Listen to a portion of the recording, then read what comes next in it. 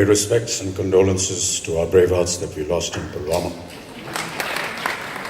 and to those brave hearts that protect our borders during this present tension in our country. Members in the dais, distinguished members in the audience, the distinguished award winners, ladies and gentlemen, thank you so much for having me here this afternoon, Dr. Mehta. I find myself most least qualified to be here this afternoon because I'm not a doctor, but I do have a great medical history.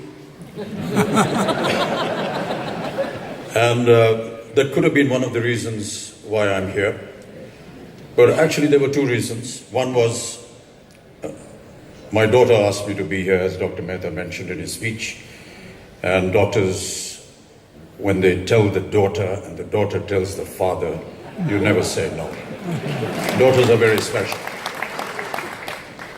The other reason, of course, as I said, I've had a great medical misadventure in my life. And I come here today because of the great respect I have for the medical profession and for the doctors that have been responsible, particularly in India, with all due respect to those that have come from overseas. In 1982, during an action sequence in one of my films, I was grievously injured. There was an intestinal rupture, which, due to certain circumstances, developed into peritonitis. And I have no qualms in admitting that even though I had the means to get myself treated overseas, I chose to be treated by doctors in my own country because of the respect and regard I have for them. And it is because of their treatment and their care for me that I stand in front of you today. That was just one of the adventures that I had. Subsequently, there have been many: myasthenia gravis, tuberculosis, hepatitis B, diverticulitis. I'm running out of all the different adventures that I've had to face in my life. But I have to admit that it was the care and the expertise of the doctors in this country that have been responsible today for me standing in front of you. And I give them my respect and regard. I do not take anything away from the medical profession overseas.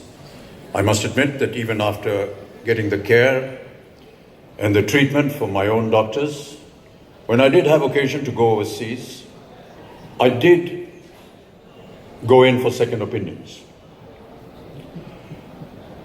When I recovered from my peritonitis, I happened to be on a private visit to New York, and some of my friends there suggested that I visit the New York hospital, which is a very renowned hospital, and meet one of the famous doctors there. Many of you may know that getting a doctor's appointment in the United States of America is a process. It takes time and it takes very long. And we waited for days to be able to meet the doctor. Finally, my friend who was recommending this doctor to me sent I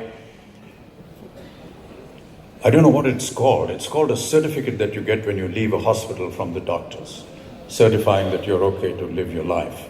So he pushed this certificate to this doctor.